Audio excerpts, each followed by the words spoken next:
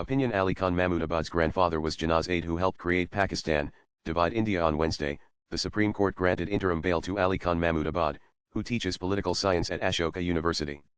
However, the court also made it clear that it considers this teacher's behavior and comments to be completely unreasonable and provocative, which is not expected from an educated person. For this reason, the Supreme Court neither stopped the investigation process nor cancelled the FIR. On the contrary, the court ordered the formation of an sit, so that this case could be investigated speedily. Haryana police arrested Ali Khan on the complaint of the State Women's Commission. The controversy started over a Facebook post by Ali Khan Mahmudabad, who teaches political science at the country's most upmarket and elite Ashoka University, in connection with which the Women's Commission had issued a notice to him, asking for his appearance. But Ali Khan did not agree to come forward and instead issued a public statement questioning the Commission's jurisdiction and motives. Enraged by this, the Commission lodged an FIR against him. A political leader too lodged a complaint. On the basis of these complaints, Haryana police arrested Ali Khan. Later, a local court sent him to judicial custody. After this, a petition for bail was filed in the Supreme Court on behalf of Ali Khan, and the lawyer was Kapil Sibal. The Supreme Court granted interim bail to Ali Khan but expressed deep displeasure over his intentions and actions. In fact, Ali Khan Mahmudabad had raised the issues of mob lynching, etc., in his social media post while taking a dig at Colonel Sophia Qureshi, who gave a media briefing during Operation Sindoor, and instead of discussing the Pakistan-sponsored terrorist attack in Pahalgam, he tried to divert the debate to some other direction. It seemed as if India's strict action against Pakistan was not tolerable to Ali Khan, or he did not like India's attempt to give a strong symbolic reply through Colonel Qureshi to the fundamentalist rulers and military officers of Pakistan who propound the two-nation theory. The Supreme Court termed this attitude of Ali Khan as dog whistling, i.e., an act under which you try to provoke people and communities through gestures and try to polarize them. The Supreme Court clearly said that when the country was trying to teach Pakistan a lesson under Operation Sindoor after the terrorist attack in Pahalgam in which 26 people lost their lives, Ali Khan Mahmudabad tried to take the debate in another direction through his post, which cannot be justified in the name of freedom of speech in such an environment. The question arises as to why Ali Khan Mahmudabad did this. The answer is that Ali Khan not only teaches political science but also does politics himself, is very active in it, and has been associated with the Samajwadi Party. Most of his social media posts are related to politics, that too focusing on issues related to Muslim interests, attacking the ruling BJP and the San Parivar. Under the guise of being a liberal, Ali Khan Mahmudabad seems to be doing politics of Muslim identity. In fact, Ali Khan has inherited this kind of politics, particularly from his grandfather. Very few people would be aware that the Pakistan which came into existence as a country for Muslims with the two-nation theory through jihadi, communal thinking, was birthed by Ali Khan's own grandfather Muhammad Amir Ahmed Khan, who is recorded in the history books as the Raja of Mahmudabad. This was the same Raja Mahmudabad who nurtured the politics of the Muslim League, opening his treasury to strengthen it. Mahmudabad was a very prosperous talukdari in the then United Provinces, and currently it is a part of Sitapur district of Uttar Pradesh and is also an assembly constituency. Raja Mahmudabad formerly played the role of treasurer of the Muslim League.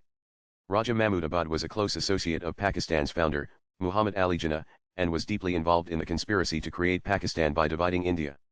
It would also be interesting to note that the founder vice-chancellor of Aligarh Muslim University, from which the poisonous tree called Pakistan got the most enrichment, water, and ideological support, was Raja Mahmudabad's father, Muhammad Ali Muhammad Khan, the then king of Mahmudabad. In terms of communal extremism, Raja Mahmudabad Muhammad Amir Ahmed Khan was 2 steps ahead of Muhammad Ali Jinnah.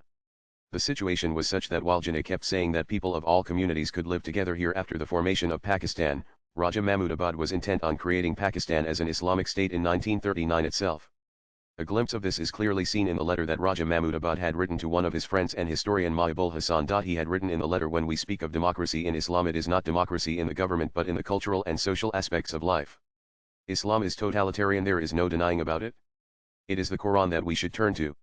It is the dictatorship of the Quranic laws that we want and that we will have it, but not through non-violence and Gandhian truth. This letter gives an idea of how violent, jihadi, and communal the thoughts of Raja Mahmudabad were.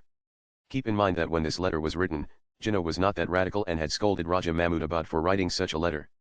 Jinnah was also worried that if such ideas about what the future Pakistan would be like came out, then his Pakistan project might be in danger. Even though Jinnah wanted to keep his real intentions hidden, Raja Mahmudabad had no such problems. That is why he also played an important role in the formation of the Muslim National Guards. This organization not only left no stone unturned in killing Hindus and Sikhs on a communal basis before the partition of India, but also during and after that loot, murder, and rape were its agenda, and it did not hesitate to use swords and guns. However, when it was decided that Pakistan would come into existence, Raja Mahmudabad thought of saving his properties. After all, He had real estate worth hundreds of crores not only in Lucknow and its surrounding areas, but also in Mahmudabad and many parts of the country. Even though Muslims influenced by their communal thinking were flocking to their dream country, Pakistan, leaving behind their permanent properties, both Jinnah and Raja Mahmudabad were worried about their palaces and the rest of their permanent properties that would remain in India. It is well known that even after becoming the Governor-General of Pakistan, Jinnah kept pleading to retain his right over his palatial house in Mumbai, kept writing letters to Jawaharlal Nehru, kept dreaming of collecting the rent of the house, and kept dreaming of visiting there from time to time. But very few people know what trick Raja Mahmudabad played to save his property worth crores and how he played it. Famous historian Ishtiaq Ahmed has revealed this in his article written for the newspaper Friday Times, published from Pakistan. He has said that when Jinnah came to Karachi from Mumbai on August 7, 1947, to take over the reins of his dream country, Pakistan, which was taking shape a week later, Raja Mahmudabad also came to Pakistan like him. But as on August 14, 1947, when Pakistan was officially, artificially, coming into existence as a separate country for Muslims, Raja Mahmudabad had mysteriously left Quetta a day before in a Dakota plane for the Iranian city of Zaydan. Raja Mahmudabad himself was a Shia, and he had gone to Shia-dominated Iran as part of a well-thought-out strategy to create a special excuse. Ishtiaq Ahmed realized this when he wrote an article on the fundamentalist aspect of the Pakistan movement in 2002, and as soon as this article was published, he received an email from one of Raja Mahmudabad's grandsons with a request to write an article in which it should be strongly put forward that Raja Mahmudabad had left Quetta and gone to Iran on August 13 itself, and hence he was not a citizen of Pakistan. The intention was to prove that since Raja Mahmudabad was not in Pakistan on the day it came into existence, his Indian citizenship should continue. The effort was to ensure that his sons and grandsons achieve what Raja Mahmudabad could not in his lifetime. The focus was on the property of the Mahmudabad estate. On the one hand, getting Pakistan, and on the other hand, not losing their property in India, was the dream of Raja Mahmudabad and his heirs. But this intention of Raja Mahmudabad and his heirs could not succeed. First, their dream country itself lost its steam, that too within just a decade. Raja Mahmudabad had thought that after the success of the Pakistan project, he would rule there comfortably. But in Punjabi-dominated Pakistan, with the death of Jinnah, the cloud of all those who were most intent on creating Pakistan vanished. The Punjabis gave them a clear signal that there was no place for the dominance of Muhajirs in Pakistan. Only the sons of the soil would rule here. All the Muslims who migrated to Pakistan were declared Muhajirs refugees with the establishment of Pakistan. Raja Mahmudabad and all the special and not so special people like him who had played big gambles to turn the dream of Pakistan into reality, even not shying away from shedding blood and doing communal politics, were reduced to second-class citizens. The truth is that the entire power of the Muslim League came from the then United Provinces, Bihar, and Central Provinces, where Muslims voted heavily for this party at that time. The Congress used to be a Hindu party for them. Most of the big leaders of the Muslim League were from these areas. But after the formation of Pakistan, the situation became such that all these Muslim League leaders became strangers in the country of their dreams. Pakistan was formed, but the power there remained with the leaders of the Punjab province of Pakistan. All the others remained under their thumb. The same trend has been going on to date, as Punjabi Shahbaz Sharif is ruling Pakistan as the Prime Minister, while Punjabi Mullah General Asim Munir is the head of Pakistan's army.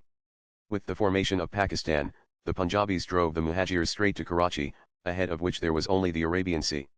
This was the reason that, as a party fighting for the rights of the Muhajirs, the center of MQM's movement later became Karachi, and gradually its influence ended in Karachi as well. As far as Raja Mahmudabad's activities after the creation of Pakistan are concerned, after initially staying in Iran, he went to Iraq.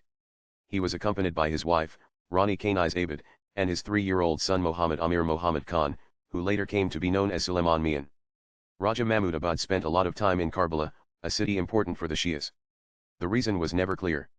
Whether it was to repent for the partition that caused the bloodshed of millions of people or to strengthen his Islamic roots, only Raja Mahmudabad knows. According to a report in the Pakistani newspaper Dawn, which was founded by Jinnah and which was funded by Raja Mahmudabad, after spending some time in Iraq, Raja Mahmudabad also came to Lucknow for a short time, but he did not like it there, and from 1947 to 1957 he mostly stayed in Iraq.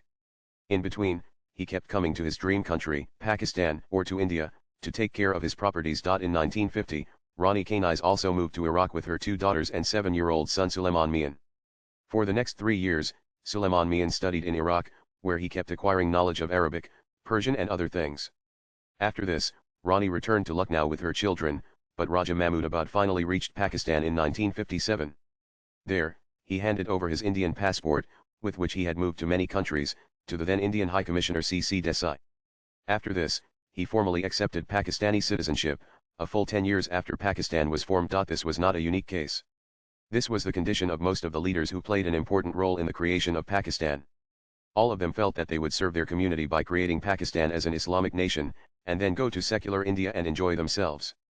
Zulfikar Ali Bhutto, son of Shah Nawaz Bhutto, one of the big leaders of the Muslim League, who himself formed the Pakistan People's Party and later became the Prime Minister of the country, surrendered his Indian passport in 1967. Imagine, the same Bhutto who boasted of fighting a thousand-year war with India, was a close aide of General Ayub Khan, dreamt of victory against India in the 1965 war, shamelessly held an Indian passport till 1967. There were many such people who were ready to sacrifice their lives for India's enemies and Pakistan, who led it, and who themselves roamed around with Indian passports. Raja Mahmudabad and Bhutto were the more famous names. After the 1965 war, the Indian government implemented the Enemy Property Act in 1968, under which the properties of those people were confiscated who were either in Pakistan or whose children were sitting on their properties in India. The effect of the order was that all immovable property in India belonging to or held by or managed on behalf of Pakistani nationals stood vested in the custodian of enemy property in India with immediate effect. Since the Raja of Mahmudabad was a national of Pakistan, his property also vested in the custodian.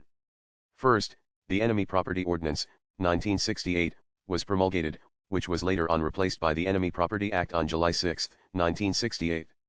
Enemy property vested in the custodian under the Defence of India Rules, 1962, continued to be vested in the custodian under this act. On the one hand, morality demanded that such people not even look towards India after fighting for their dream country and then achieving it, and on the other hand, the stubbornness to retain that property at all costs due to greed, with complete shamelessness, continued. But destiny has its own game. The Pakistan for which they did everything, shed blood and sweat, divided India, and there was no place for such people in that Pakistan.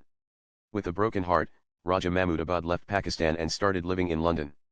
He gave strength and satisfaction to his religious sentiments by building a mosque there, and departed from this world with a broken heart on October 14, 1973. After the death of Raja Mahmudabad, his son Suleiman Mian kept fighting a legal battle from 1974 to gain possession of the property of Mahmudabad, which was confiscated during the tenure of the Congress-led central government. This battle went on for a long time, and in 2005, the Supreme Court gave a decision in his favor. At the time when this decision of the Supreme Court came, there was a Congress-led UPA government at the center, and it was alleged that the government was not able to present its case strongly. Jinnah or his close associate Raja Mahmudabad used to call Congress a Hindu party before the formation of Pakistan, but the form, color, and attitude of that Congress had also changed by then. By the time the Supreme Court verdict came, instead of protecting Hindu interests, it had become a Congress party that staked everything on the Muslim vote bank. Not only this, Raja Mahmudabad's son Suleiman Mian had also become a Congress MLA from the same Mahmudabad twice, in the years 1985 and 1989. After the Supreme Court verdict, there was an uproar, and the UPA government had to bring an ordinance. Suleiman Mian's dream of regaining the property of the once Mahmudabad princely state could not turn into reality. Raja Mahmudabad's property once also included Lucknow's Butler Palace, which is under the control of the government today. Swipe left for next video. With the dream of acquiring properties worth crores of rupees in his heart, Suleiman Mian passed away on October 4, 2023. There was no possibility of his dream being fulfilled, because the NDA government, which came to power in 2014 under the leadership of Narendra Modi, made the Enemy Property Act even more stringent in 2017, under which it was said that not only the enemy but even his heirs cannot claim rights over the property confiscated under this act, even if they are living in India instead of Pakistan. UPA did not try to make the amendment after the lapse of the ordinance, fearing Muslim backlash. That's why the Modi government made the necessary changes in the act to thwart any attempt to claim the properties by the heirs of the people declared as enemies. Suleiman Mian is no more, but his sons still lament, remembering the prosperity of their ancestors. One of the two sons of Suleiman Mian, Ali Khan, still adds Mahmudabad to his name, to keep himself connected to that history, which was once the most prosperous Talukdari, princely state of Awadh, and whose then ruler, Raja Mahmudabad, while doing Muslim League politics, created Pakistan, dividing India. In the same tradition, if Ali Khan plays the Muslim card in a subtle manner, and if he criticizes the Indian government instead of the Pakistani government and army, then where is the surprise? The good thing is that the Supreme Court has exposed the real mentality of Ali Khan Mahmudabad by referring to dog whistling in its comments. Till now, the section that supports and does politics of the Muslim vote bank was calling Ali Khan a liberal and raising its voice in his support, instead of criticizing his absurd comments, calling it freedom of expression and creating a perception as if democracy had ended in India. Latest blogs